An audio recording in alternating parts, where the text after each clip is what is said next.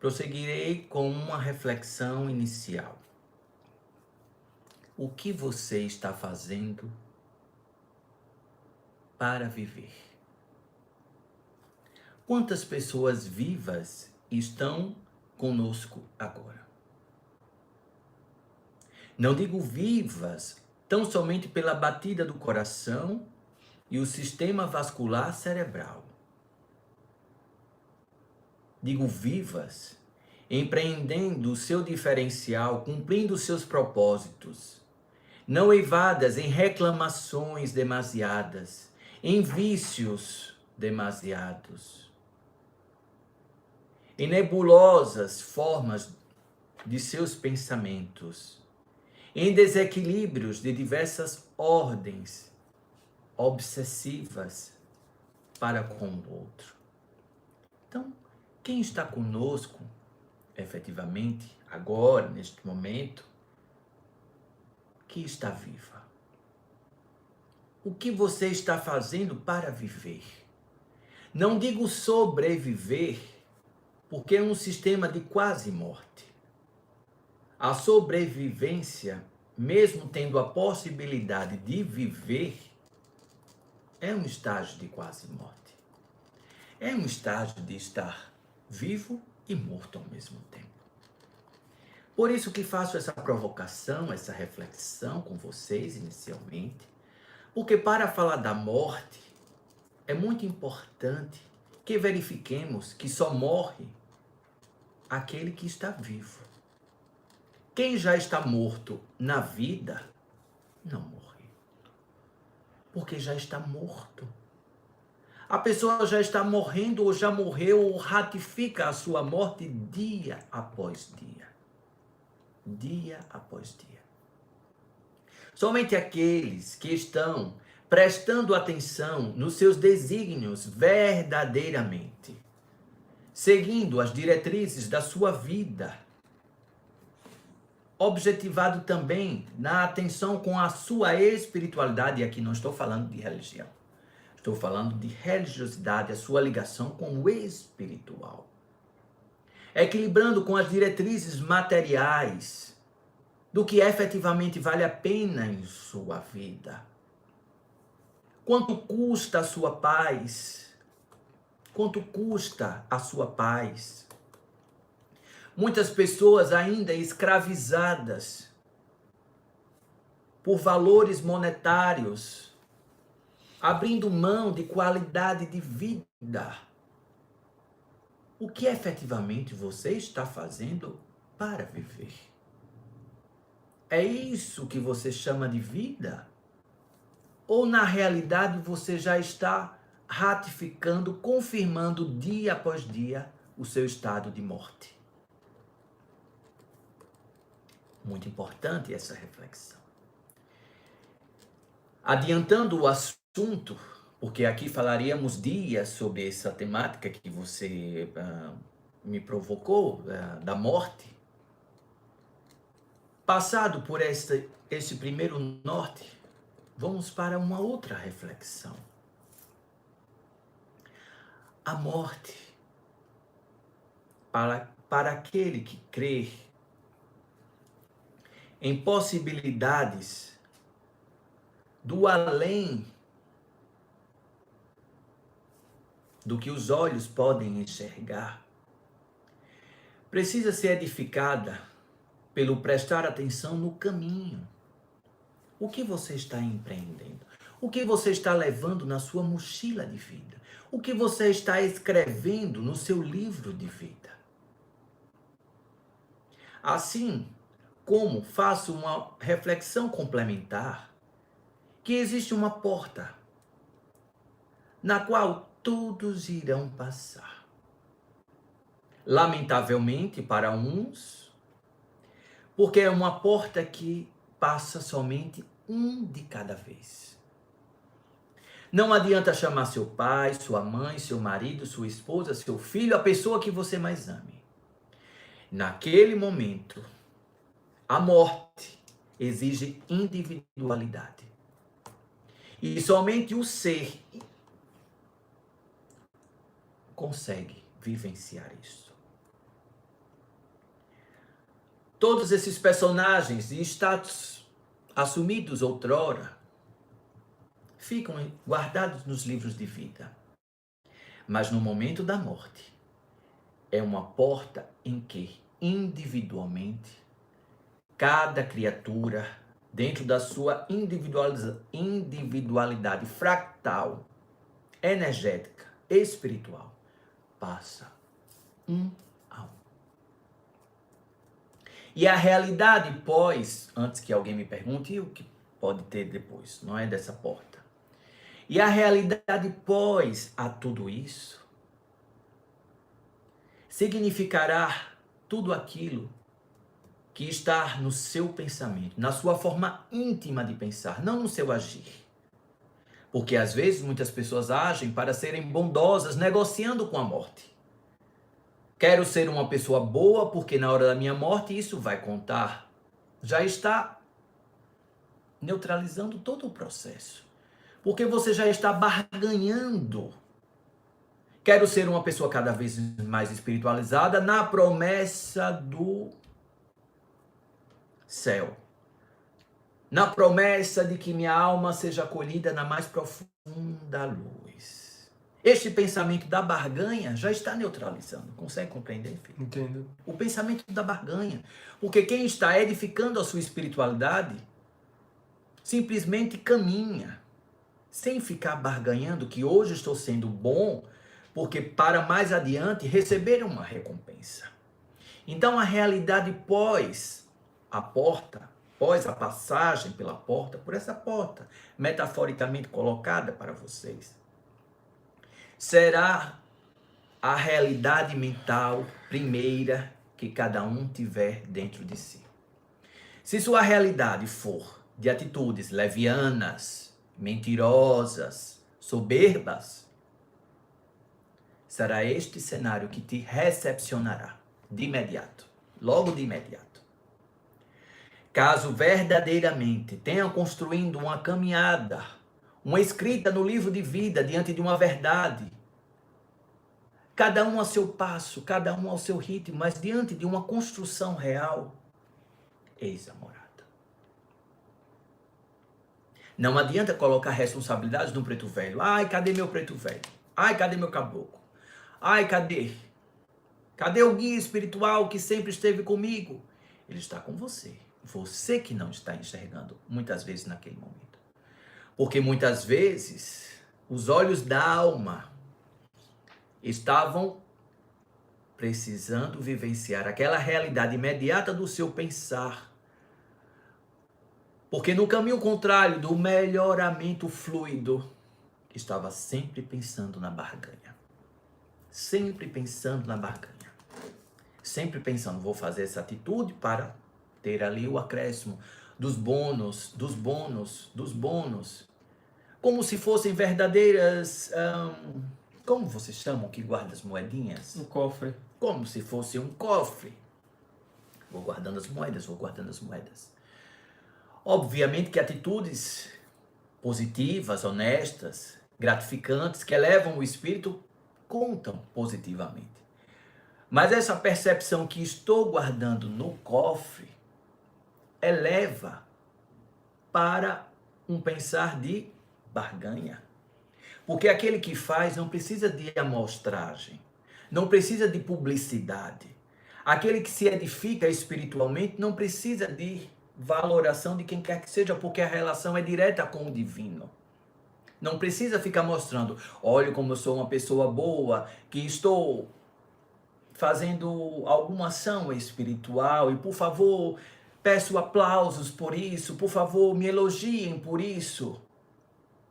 É um caminho perigoso. Aplausos, elogios podem até acontecer, mas que a pessoa que receba isso nunca entenda como real, porque isto é apenas temporário. Aquela mesma pessoa que te elogia pode ser a mesma pessoa que te apedrejará. Jesus passou por isso. Recentemente houve essa reflexão universal. A mesma pessoa que te recepciona com flores é a mesma que te coloca em cama de espinhos. Então, Entregar o amor sem condições é um desafio. Porque o bem não pode enxergar o seu destinatário. O bem jamais pode enxergar o seu destinatário em termos de escolher o seu destinatário, de escolha. A partir do momento que você começa a escolher a quem você faz o bem e a quem você rejeita o bem, qual é essa espiritualidade? Você já está em um estado de morte, por você já vivenciar vários tipos de mortes. Quantas pessoas mortas estão dentro da sua família? Tirando você. São os zumbis que a gente chama? Zumbis. Quantos mortos tem no seu trabalho? Quantos mortos tem na sua família? Quantos mortos tem dentro de você? Quantos eus seus próprios já morreram para que você assumisse agora uma nova postura? Quantas mortes dentro da mesma vida os seres humanos estão sendo convidados e se permitem a este processo? Entende, filho? Então, de forma Sim. bem resumida, é o que eu posso plantar como semente sobre essa reflexão, como morte, espero que possa ter Pai Damião, semana passada, na quarta-feira, o senhor falou que nós estávamos recebendo visitas de pleiadianos, sirianos, orinianos, Alpha Centauri e o outro eu não lembro agora, mas sábado, no céu aqui de Sergipe, todo o céu, Sandro pergunta, tivemos avistamentos, muitos avistamentos, eram mais de 50 no interior, o pessoal de Frei Paulo mandou mensagem, filmou aqui em Aracaju, e aí algumas pessoas céticas falaram que eram, como é que diz, satélites, e ele queria saber melhor sobre esses fenômenos que apareceram, não só aqui em Sergipe, né, em todo o Brasil, e está aparecendo depois desse movimento, desse vírus aqui, está mais intenso. Primeiramente, vou dividir a minha resposta em duas etapas. Hein? Primeiramente, peço que essa pessoa que perguntou, que desapegue de ordenamentos, de opiniões alheias, de certezas absolutas. Isso jamais vocês, humanos, terão o controle do que o outro também acha, de pôr uma outra perspectiva, porque são referenciais individuais. Por isso, não se entristeçam se você vem com uma resposta e o outro vem para neutralizar a sua resposta diante de certezas absolutas, para que seja isso, um satélite ou alguma outra coisa. Tranquilizem-se. Tudo dependerá dos seus referenciais cognitivos e de conhecimento. Não só os avistáveis, mas também o de perspectivas de conhecimento. Em um segundo momento, já seguindo da resposta, ratifico o que eu falei. Os direcionamentos das plataformas energéticas plantadas dentro desse planeta. Lembra que eu falei da glândula pineal, das pessoas, mecanismos energéticos? Estão sendo cada vez mais, e é muito comum se falar em DNA espiritual, ativação de DNA espiritual, ressignificação do DNA espiritual, curas implantadas. Lembrem-se que existe uma esfera projetada no DNA de todos os seres humanos,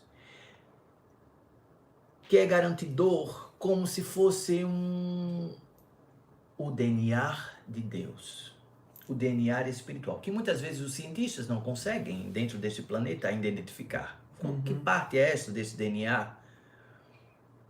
E é justamente isso que pessoas que têm a conexão com os seus irmãos ufológicos, com as suas ressonâncias de outras orbes, porque é inevitável refletir sobre a hipótese de que, por óbvio, o planeta Terra não está solitário no meio de bilhões de galáxias, no meio de bilhões de planetas, no meio de bilhões de estrelas.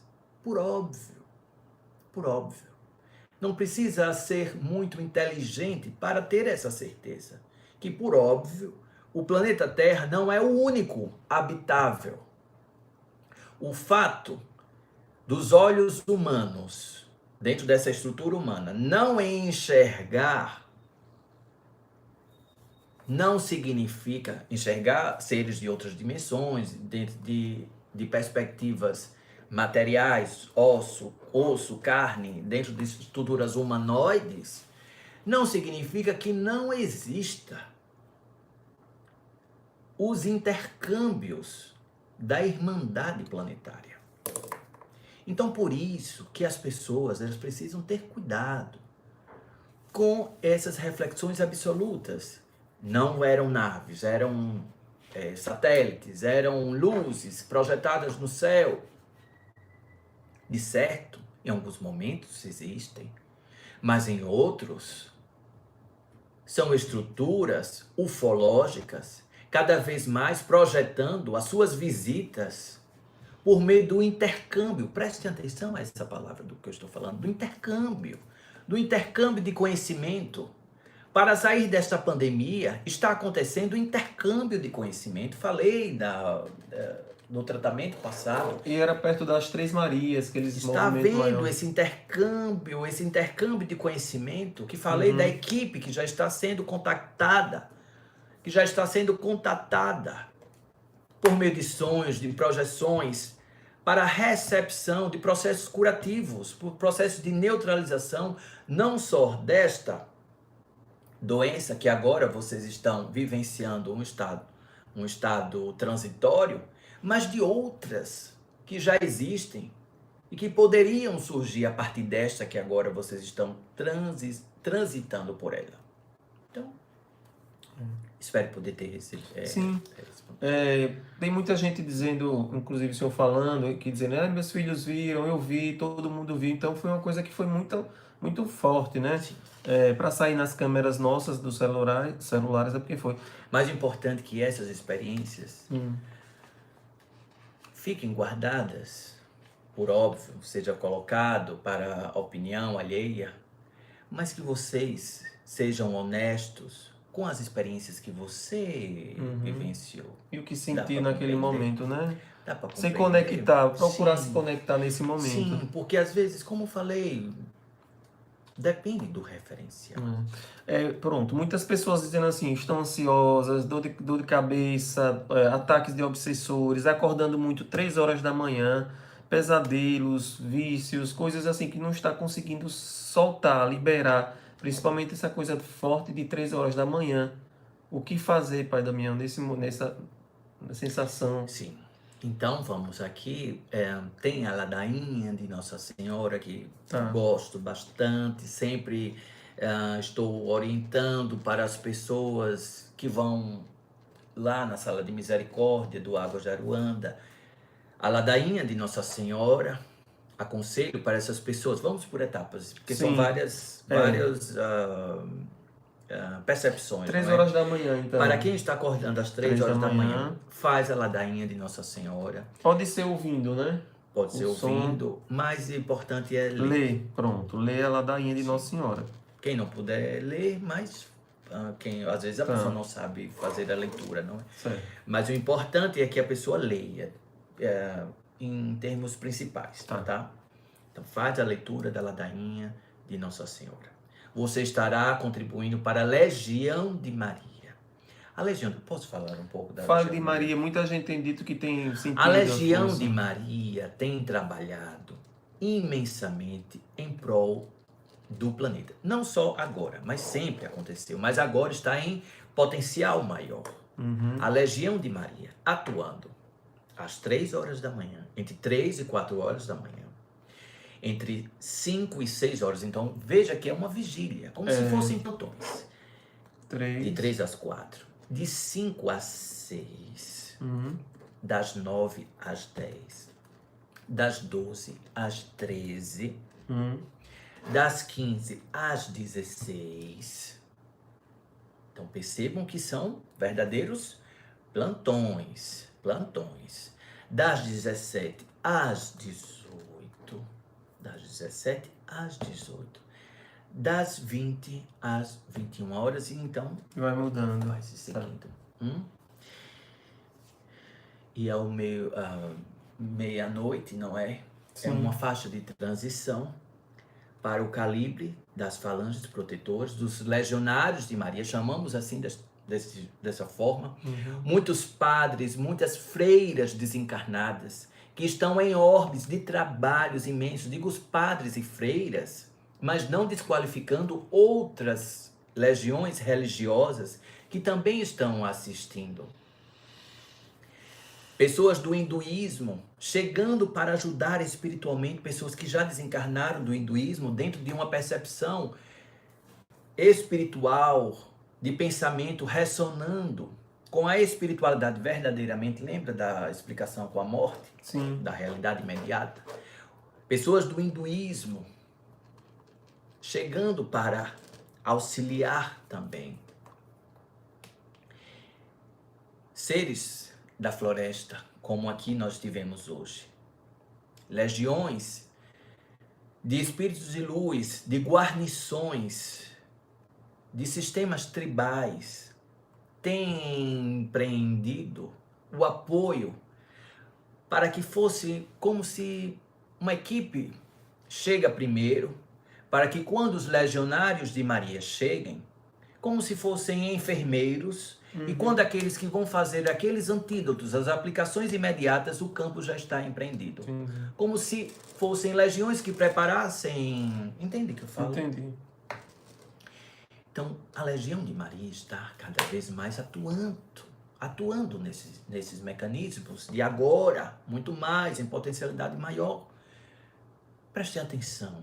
Tenho certeza que para quem está percebendo a Legião de Maria, tem se sentido mais emotivo. Às vezes pode estar um pouco mais choroso, pode estar mais com o coração mais em taquicardia, em batimentos diferenciados à naturalidade da vida de cada um. Os olhos muitas vezes podem estar secos ou lacrimejando, sem ter uma explicação imediata. Entendi. Física, entende Sim. que falo? Então isso tudo é ressonância da projeção da Legião de Maria.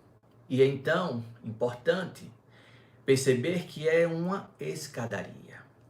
Então perceber que vem a ressonância áurica, a ressonância com os espíritos obsessores, vem a ressonância áurica. E aí então você baixa a sua vibração espiritual e consequentemente falanges e espíritos que estejam naquela baixeza vibratória te enxergam e te acoplam para começar um processo ainda maior de vampirização, de implantação de falsas memórias. Então, muito importante. Já passei anteriormente o banho de manjericão e alfazema. Já passei anteriormente o banho de anis estrelado, muito importante. Quem ainda não fez, faça. Tudo bem, filha? Tudo bem. Então, graças a Deus.